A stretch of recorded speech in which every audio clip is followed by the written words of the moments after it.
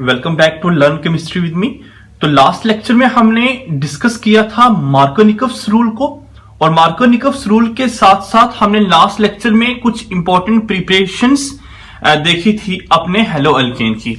Hello alkane को हमने prepare किया था सैचुरेटेड एंड अनसैचुरेटेड हाइड्रोकार्बन से। तो आज हम देख रहे हैं एंटी मार्कोनिकव रूल क्या है। एंटी मार्कोनिकव रूल किसे कहते हैं, ये मार्कोनिकव रूल के एंटी क्यों है, इस चीज को हम आज देखेंगे। देखिए, मार्कोनिकव रूल को डिस्कस करते समय हमने कुछ इंपॉर्टेंट पॉइंट्स को डिस्कस किया था। हमने कहा था कि किस किस तरह से किस किस जगह पे मार्कोनिकव रूल एप्लीकेबल है। मैंने कहा था कोई भी सैचुरेटेड हाइड्रोकार्बन होगा उसको छोड़ के बाकी जहां भी हमारी अनसैचुरेशन होगी, दैट इज अल्कीन की बात मैंने की थी, या आप अल्काइन भी ले लीजिए, वहां हमारा मार्कोनिकव रूल एप्लीकेबल हो सकता है।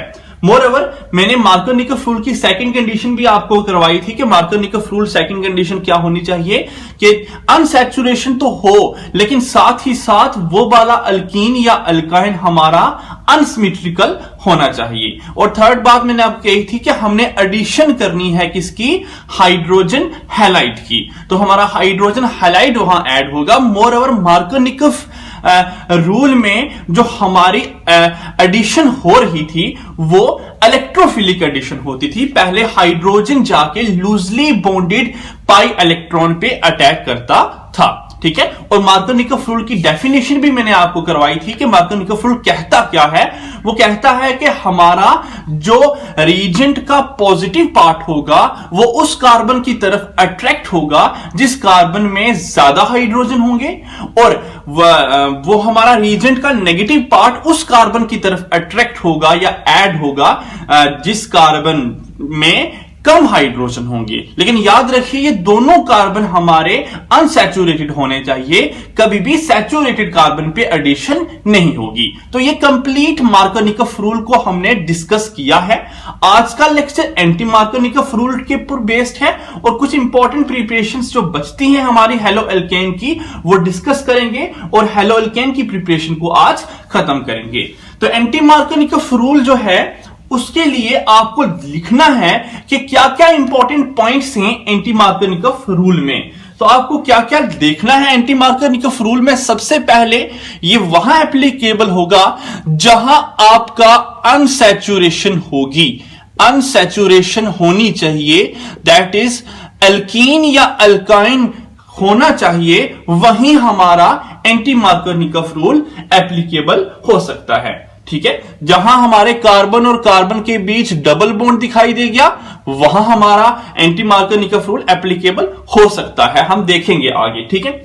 सेकंड और मोस्ट इंपॉर्टेंट पॉइंट, किसी भी रिएक्शन में एंटी मार्कोनिकव रूल को लगने के लिए ये वाला पॉइंट बड़ा इंपॉर्टेंट है। इस एंटी मार्कोनिकव रूल को एक और नाम से भी हम जानते हैं, वो है हमारा पर ऑक्साइड इफेक्ट। एंटी मार्कोनिकव रूल का सेकंड नेम पर ऑक्साइड इफेक्ट भी है।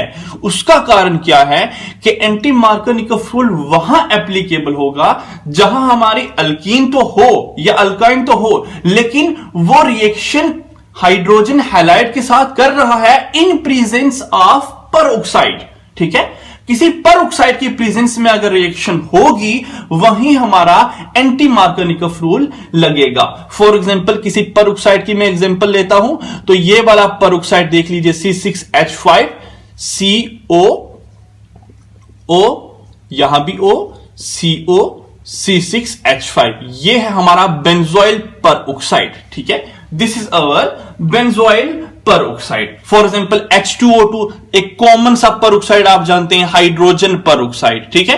तो ये हमारा बेंजोइल पर ऑक्साइड है, ठीक है। तो इसकी प्रेजेंस में मैक्सिमम एंटी मार्कोनिकव रूल की रिएक्शंस होती हैं, ठीक है। तो ये है सेकंड में पहले तो अनसैचुरेशन होनी चाहिए, सेकंड पेरोक्साइड होना चाहिए, और थर्ड मैंने आपको बोला कि इस इफेक्ट को पेरोक्साइड इफेक्ट भी बोलते हैं। साथ ही साथ एक और नाम भी है इस इफेक्ट का, एंटी मार्कोनिकव रूल का या एंटी मार्कोनिकव इफेक्ट का, वो है खराश इफेक्ट, ठीक है। तो याद रखिए ये तीसरा नाम है इसका, खराश इफेक्ट, ठीक है। तो एंटी मार्कोनिकव रूल के तीन तीन नाम हैं, एक एंटी मार्कोनिकोव रूल खुद हो गया, एक पेरोक्साइड हो गया, एक खराश इफेक्ट हो गया। तो ये एंटी मार्कोनिकोव रूल के नाम हैं। ओके, तीसरी इंपॉर्टेंट बात, एंटी मार्कोनिकोव रूल भी वहां लगेगा जहां अनसैचुरेशन तो हो, लेकिन हमारी एल्कीन या हमारा जो एल्काइन होगा वो अनसिमेट्रिकल होना चाहिए। एल्कीन या एल्काइन ये अनसिमेट्रिकल होना चाहिए। अनसिमेट्रिकल से मतलब मैंने आपको उस दिन भी बताया कि डबल बॉन्ड के दोनों तरफ ग्रुप सेम ना हो, एक तरफ ग्रुप अलग हो, दूसरी तरफ ग्रुप अलग हो, या एक तरफ कार्बन कम हो, दूसरी तरफ कार्बन ज्यादा हो, उसे हम अनसिमेट्रिकल एल्कीन या अल्काइन का नाम देते हैं। ठीक है, तो ये था हमारा 3 पॉइंट। फोर्थ पॉइंट मैं आपको बताता हूं, मैंने आपको कहा था कि मार्कोनिकोव रूल में हमारी जो एडिशन होती है वो इलेक्ट्रोफिलिक एडिशन होती है। हाइड्रोजन जाके H पॉजिटिव जाके पहले अटैक करता है, लेकिन एंटी मार्कोनिकोव रूल में ऐसा कुछ नहीं होता। यहां फ्री रेडिकल एडिशन होती है। फ्री रेडिकल एडिशन मैकेनिज्म से रिएक्शन चलती है। तो यहां पे आप लिख लीजिए, फ्री रेडिकल एडिशन रिएक्शंस होती हैं यहां पे। ठीक है, अच्छा, एक रिएक्शन मैं आपके सामने लिख लेता हूं, फिर मैं आपको इसका मैकेनिज्म डिस्कस करवाने वाला हूं। रिएक्शन है आपके सामने, for example this is the reaction C3CH CH2। तो आपको लग रहा होगा this is propene. More over इस डबल बॉन्ड कार्बन के इस तरफ अलग ग्रुप है, इस तरफ अलग ग्रुप है, तो ये हो गया आपका अनसिमेट्रिकल एल्कीन। अनसिमेट्रिकल एल्कीन में आप हाइड्रोजन ब्रोमाइड को डालिए, HBr को डालेंगे।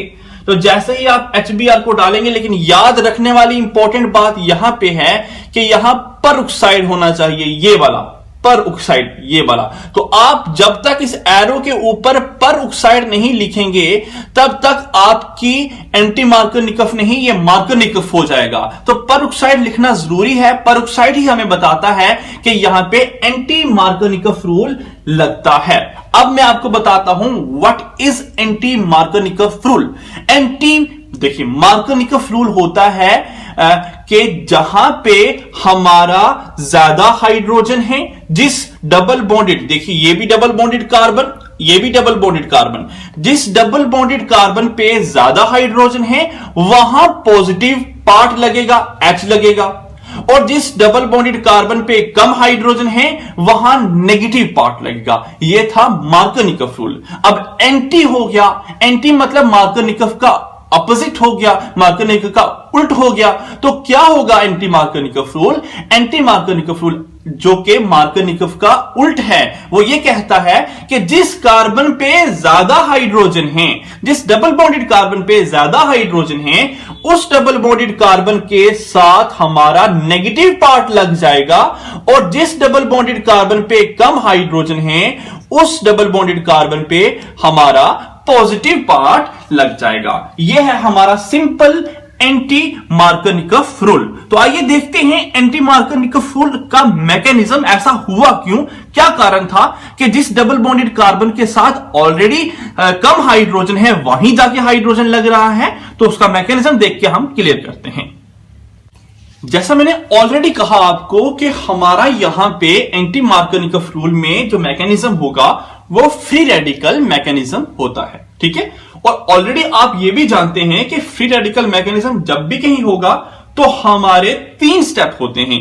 एक इनिशिएशन स्टेप होता है, एक प्रोपोगेशन स्टेप होता है, और एक टर्मिनेशन स्टेप होता है। तो आपको फ्री रेडिकल मैकेनिज्म में सबसे पहला स्टेप लिखना है वो इनिशिएशन स्टेप। ठीक है, तो आप लिखेंगे इनिशिएशन स्टेप क्या है यहां पे in case of anti Markovnikov rule. मतलब इनिशिएट कौन कर रहा है ऐसे मैकेनिज्म को होने में। ठीक है, मतलब इनिशिएट करना, दैट इज फ्री रेडिकल कौन बना रहा है, सबसे पहले फ्री रेडिकल कौन बना रहा है। तो फ्री रेडिकल हमारा यहां पे आपके सामने पेरोक्साइड डाला था हमने, ये था हमारा पेरोक्साइड। अगर आपको पता है मैंने यही पेरोक्साइड आपके सामने वहां लिखा था, दिस इज आवर पेरोक्साइड, और इस पेरोक्साइड का नाम है बेंजोइल पेरोक्साइड। ओके, यहां पे भी एक O है और यहां पे भी एक CO है। ठीक है, यहां पे भी एक CO लगा दीजिए। देखिए यही लिखा था मैंने, benzoyl peroxide, benzoyl peroxide. Okay, ये था बेंजोइल पेरोक्साइड। मोरओवर आप एक और चीज देखिए, यहां आप देख लीजिए ऑक्सीजन और ऑक्सीजन के बीच सिंगल बॉन्ड प्रेजेंट है। ऑक्सीजन और ऑक्सीजन के बीच सिंगल बॉन्ड प्रेजेंट है।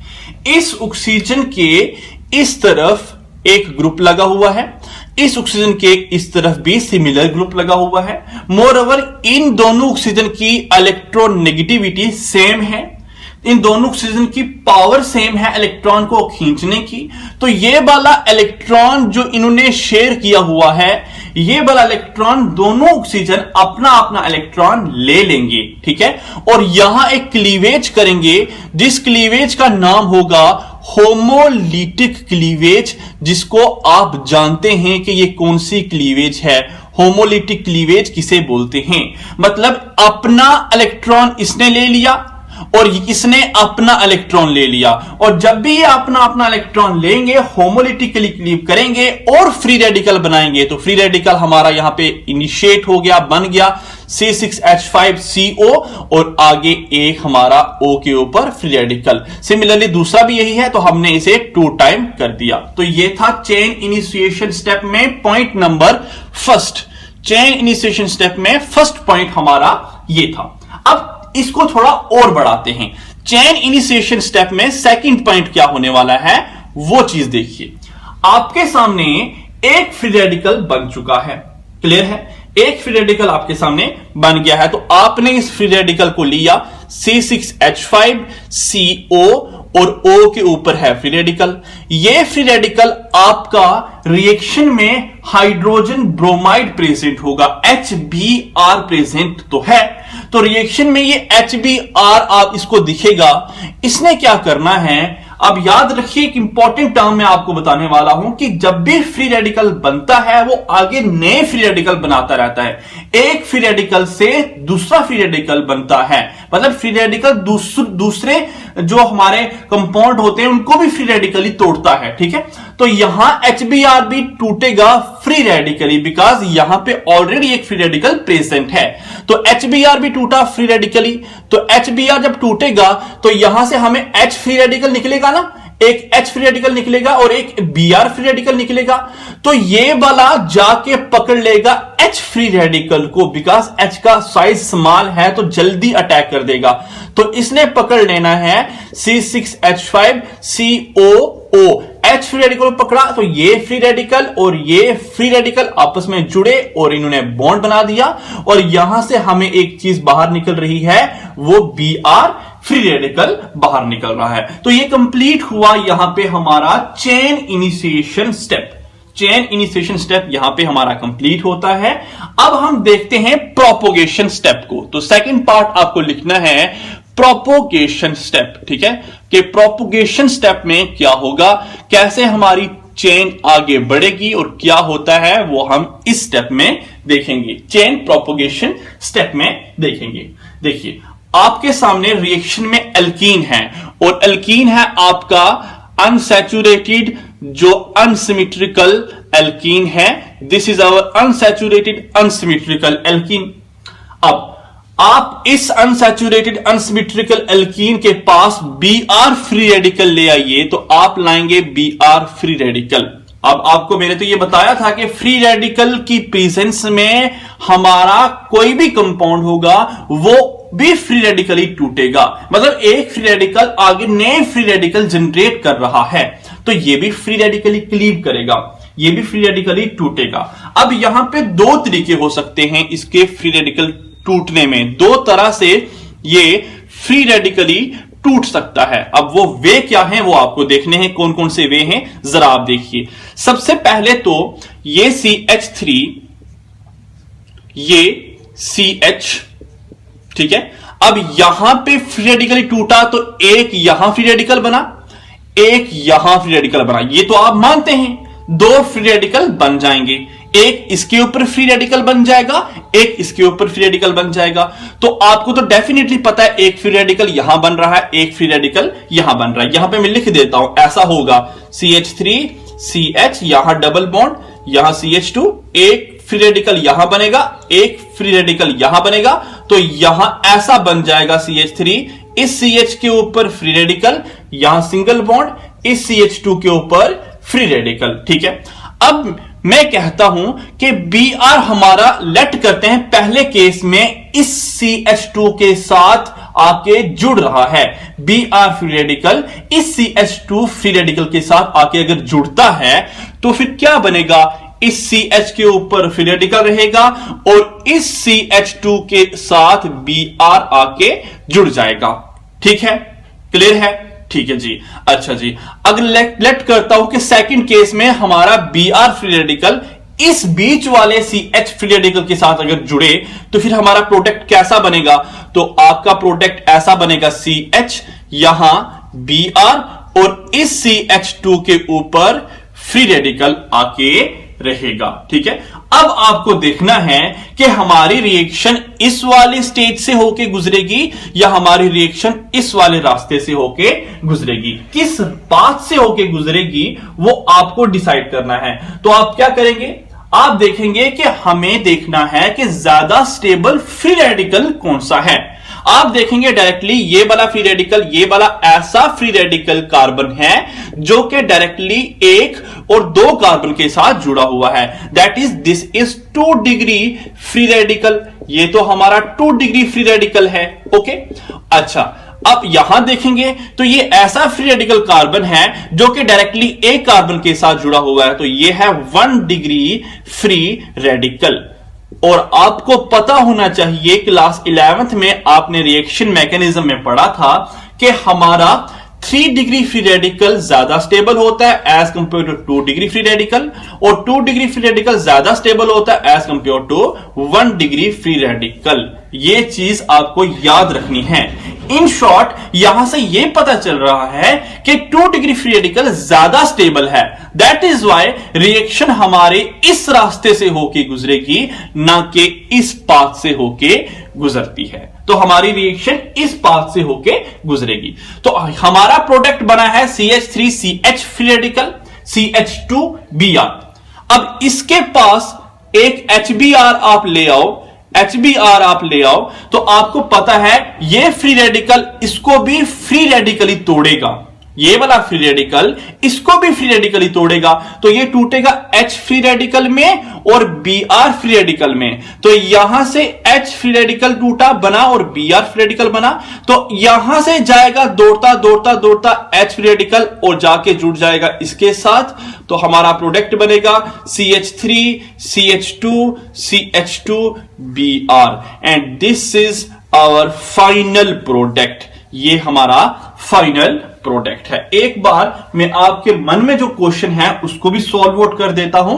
आपके मन में अगर ऐसा क्वेश्चन है कि सर यहां से Br फ्री रेडिकल क्यों नहीं गया यहां जुड़ने के लिए, तो वो भी मैं आपको बता दूं कि ऐसा क्या कारण था कि Br फ्री रेडिकल नहीं गया। जरा इस प्रोडक्ट को दोबारा से देखिए। यहां पे CH3, ये CH फ्री रेडिकल है, यहां CH2 है और यहां Br है। मैं कहता हूं कि HBr टूटा H फ्री रेडिकल में और Br फ्री रेडिकल में। ठीक है, अगर यहां से Br चला जाता तो Br यहां पे लग जाता, तो यहां भी Br और यहां भी Br, दो Br में आपस में होती steric hindrance. That is why Br नहीं जा रहा, यहां से H जा रहा है और H जाके यहां पे अटैक कर रहा है। तो तभी यहां से H गया और H ने यहां अटैक किया और ये वाला प्रोडक्ट हमारा बना है। और यही हमारा एंटी मार्कोनिकोव प्रोडक्ट है। देखिए, एक बार गौर से देखिए, Br उस कार्बन पे आके जुड़ गया जिस कार्बन में हाइड्रोजन ज्यादा हैं और हाइड्रोजन उस कार्बन पे आके जुड़ गया जिस कार्बन में हाइड्रोजन कम है। देखिए, ये रिएक्टेंट था, ये प्रोडक्ट बन गया। ठीक है, अब आते हैं थर्ड स्टेप पे, फाइनल स्टेप पे।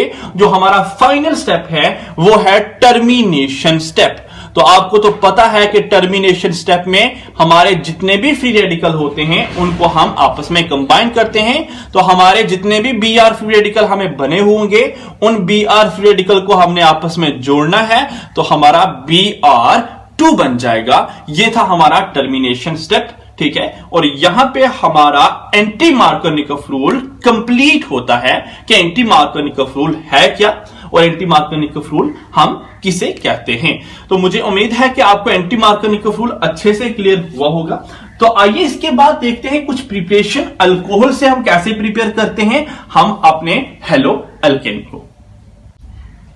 तो एक पार्ट हमारा खत्म हो चुका कि हम अपने हाइड्रोकार्बन से हेलोअल्केन को कैसे प्रिपेयर करते हैं। सैचुरेटेड से भी डिस्कस किया और अनसैचुरेटेड से भी डिस्कस किया। अनसैचुरेटेड में मार्कोनिकफ और एंटी मार्कोनिकफ रूल दोनों पढ़े।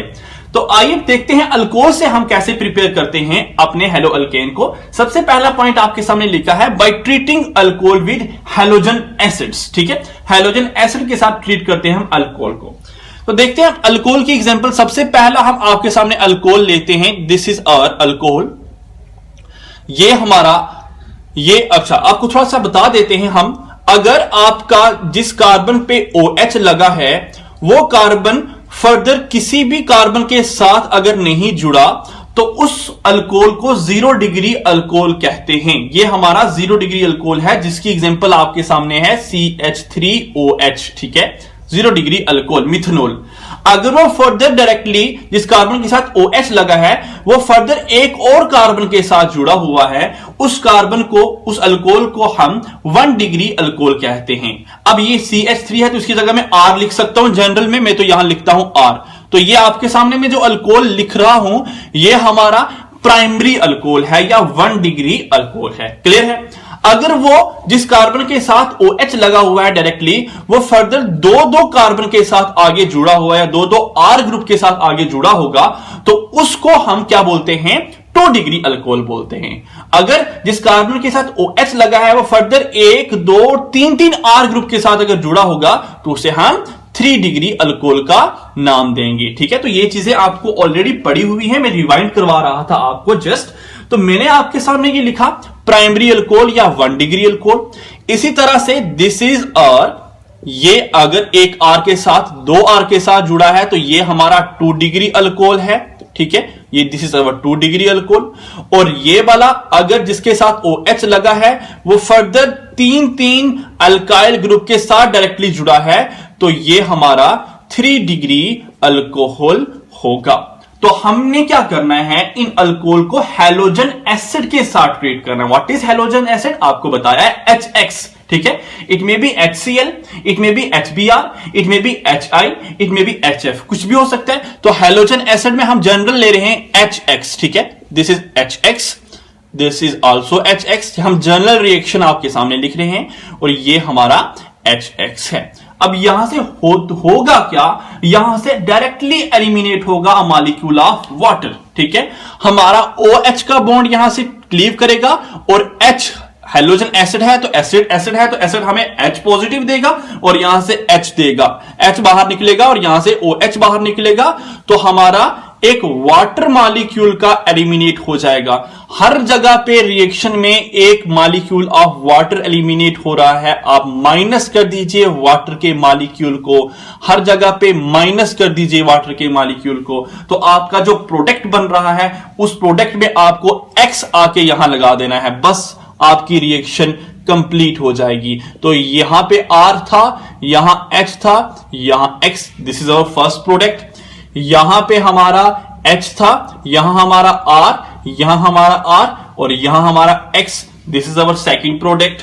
और यहां हमारा R C है, यहां R है, यहां R है, यहां भी R है and this is our X, this is our third product.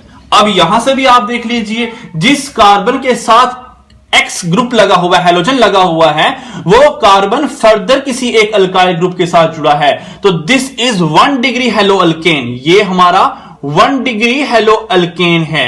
ये हमारा जिस कार्बन के साथ X लगा है वो फर्दर दो अल्काइल ग्रुप के साथ जुड़ा है तो ये 2 डिग्री हेलोअल्केन है। ठीक है, ये 2 डिग्री हेलोअल्केन। और जिस कार्बन के साथ X ग्रुप लगा है, दैट इज हैलोजन ग्रुप लगा है, वो फर्दर 3 अल्काइल ग्रुप के साथ जुड़ा है तो ये 3 डिग्री हेलोअल्केन होगा। लेकिन इंपॉर्टेंट पॉइंट जो यहां नोट करना है वो ये कि ये रिएक्शन ZnCl2 की प्रेजेंस में होगी फॉर प्राइमरी एंड सेकेंडरी, और टर्शरी के लिए ये रिएक्शन रूम टेम्परेचर पे होगी। ये बात आपको नोट करनी है। लेकिन मैं आपको जो कंसेप्ट देने वाला हूं वो देखिए रिएक्टिविटी का ऑर्डर बताता हूं मैं आपको कि इन तीनों अल्कोहल में से ज्यादा रिएक्टिव कौन सा है।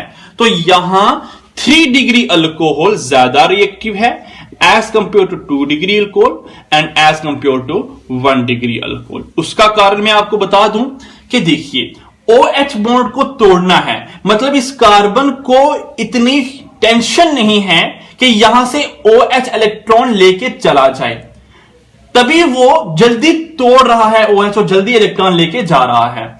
लेकिन इस कार्बन का और OH का बॉन्ड लेट टूट रहा है, देख लीजिए 1 डिग्री कम रिएक्टिव है, ठीक है, लेट टूट रहा है बिकॉज इस कार्बन को टेंशन है, वो सोच रहा है कि नहीं OH यहां से इलेक्ट्रॉन ना लेके जाए, मतलब ये OH और कार्बन के बीच के जो इलेक्ट्रॉन हैं ये लेट टूट रहे हैं।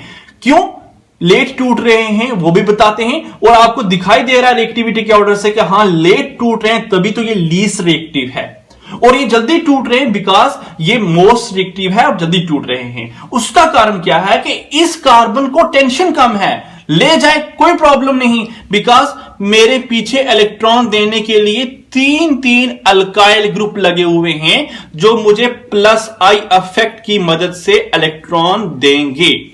लेकिन इस कार्बन को टेंशन इस वजह से है कि अगर ये OH इलेक्ट्रॉन लेके चला जाए इस बॉन्ड के, तो मेरे पीछे सिर्फ एक ही अल्काइल ग्रुप लगा हुआ है, यहां इंडक्टिव इफेक्ट कम है, लेकिन यहां इंडक्टिव इफेक्ट ज्यादा है। इंडक्टिव इफेक्ट कम होने से इसे टेंशन है कि अगर ये भी इलेक्ट्रॉन लेके चला गया और मुझे इलेक्ट्रॉन देने वाले भी कम है, तो मैं कहां से इलेक्ट्रॉन लूंगा। दैट इज वाई ये वाला बॉन्ड जल्दी नहीं टूटता, ये वाला बॉन्ड लेट टूटता है और ये वाला बॉन्ड जल्दी टूट जाता है। और जहां जल्दी बॉन्ड टूटेगा वो ज्यादा रिएक्टिव होगा, और जहां लेट बॉन्ड टूटेगा वो कम रिएक्टिव होगा। मोरओवर ZnCl2 का रोल यहां पे क्या है वो भी बता देते हैं। तो ZnCl2 का रोल है कि वो कार्बन और हाइड्रोक्सिल ग्रुप के बॉन्ड को क्लीव करने में मदद करता है। In case of primary and secondary वो तो मदद करेगा, लेकिन इन केस ऑफ टर्शियरी जरूरत ही नहीं है मदद करने की, बिकॉज वो खुद ही टूट रहा है, वो टूट के ले जाए कोई फर्क नहीं पड़ता, बिकॉज पीछे तीन आई इफेक्ट वाले ग्रुप हैं, प्लस आई इफेक्ट वाले ग्रुप हैं। तो ये आपको ZnCl2 का रोल भी पता चल गया। मोरओवर रिएक्टिविटी का ऑर्डर भी पता चल गया कि रिएक्टिव क्यों है, बिकॉज 3 डिग्री में ज्यादा प्लस आई इफेक्ट है। तो अगर ये इलेक्ट्रॉन चले भी गए तो यहां इसके पॉजिटिव चार्ज को खत्म करने के लिए तीन जगहों से इलेक्ट्रॉन आ रहे हैं, ठीक है। एक और चीज आपको बता देते हैं कि HX हैलोजन एसिड में इसका रिएक्टिविटी का ऑर्डर क्या है। तो हैलोजन एसिड आपको पता होना चाहिए, एक HI होता है हाइड्रोजन आयोडाइड, एक HBr होता है हाइड्रोजन ब्रोमाइड, एक HCl होता है हाइड्रोजन क्लोराइड, एक HF होता है हाइड्रोजन फ्लोराइड। तो सबसे ज्यादा एसिडिक आपको तो पता होना चाहिए कि हाइड्रोजन आयोडाइड है, उसका कारण स्ट्रॉन्ग एसिड है हाइड्रोजन आयोडाइड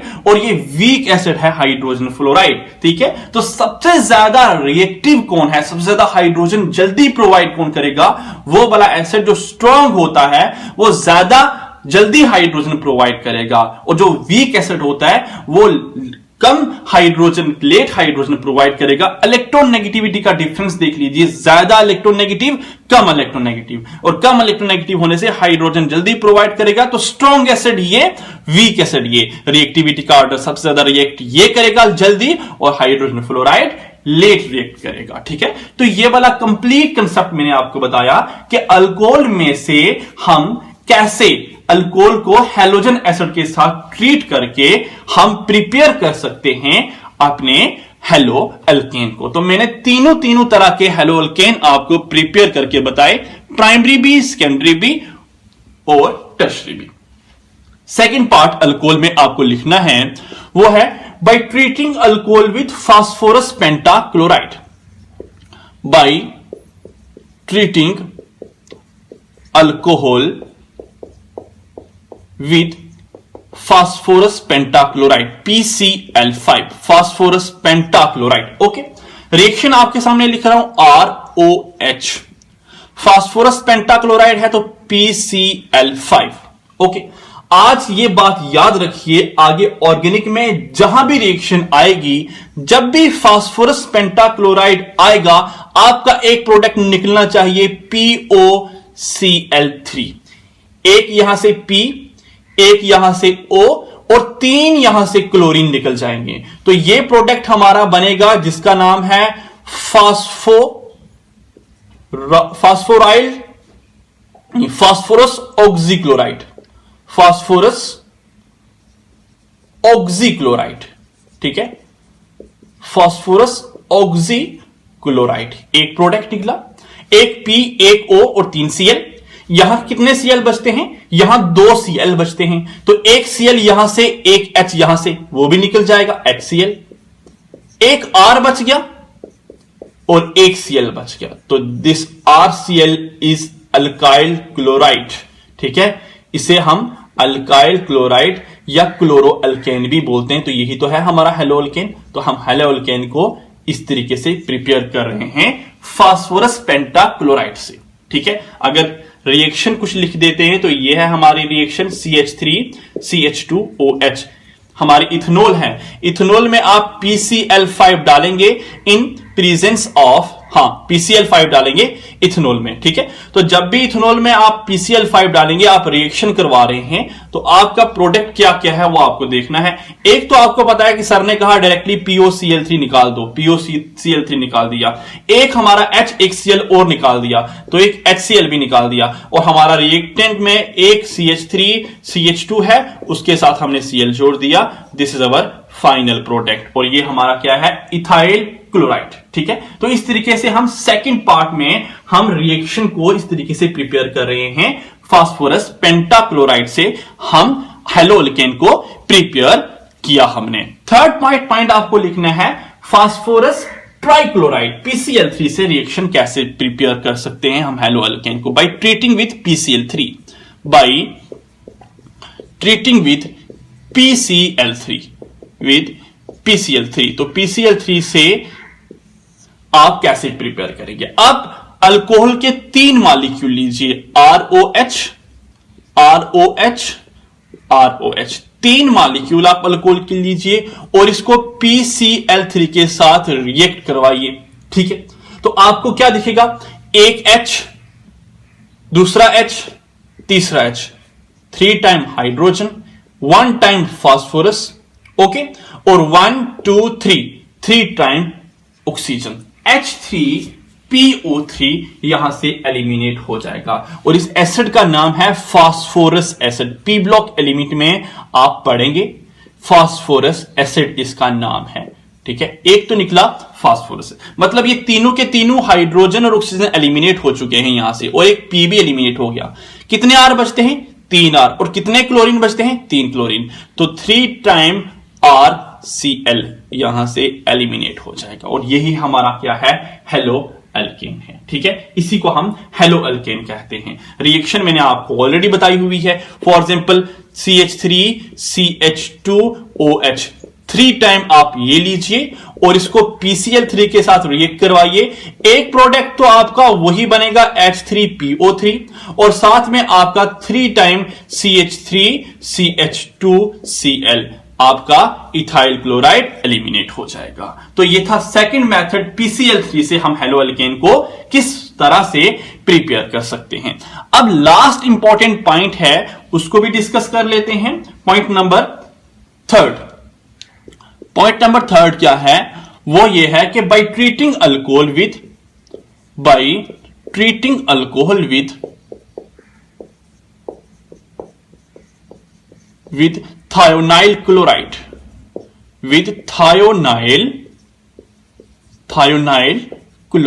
कि थायोनाइल क्लोराइड का फॉर्मूला है SOCl2। ठीक है, थायोनाइल क्लोराइड के साथ हम अल्कोहल को ट्रीट करेंगे। This is a alcohol ROH, alcohol को ट्रीट किया थायोनाइल क्लोराइड SOCl2 के साथ।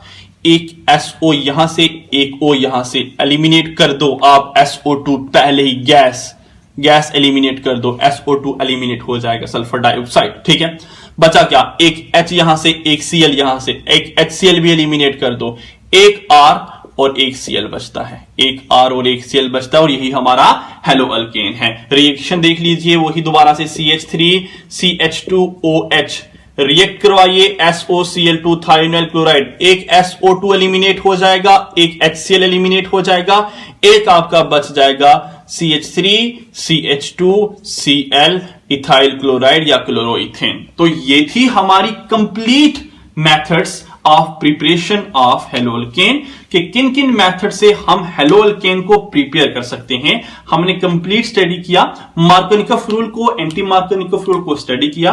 जरा दोनों लेक्चर हमने अच्छे से डिस्कस किए हैं। इसके बाद जो लेक्चर आएंगे उसमें हम प्रॉपर्टीज ऑफ हेलोअल्केन को देखेंगे। SN1 SN2 मैकेनिज्म बड़ा इंपॉर्टेंट है, वो डिस्कस करेंगे।